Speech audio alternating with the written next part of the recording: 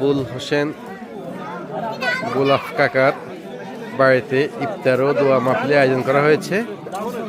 সুন্দর একদম খোলামেলা একটা পরিবেশ রয়েছে।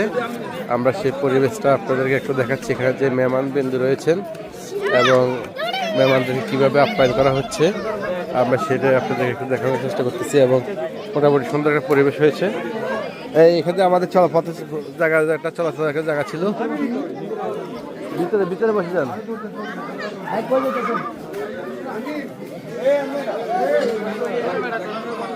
ওই যে ওই পাশে ওইখানে আমি আসতেছি।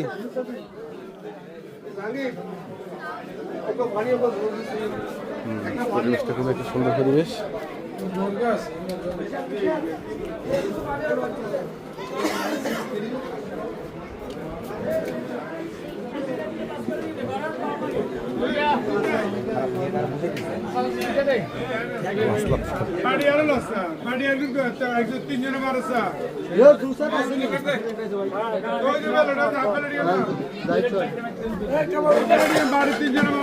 এই তুমি আমাদের খাবার খাই দিয়ে দিবা।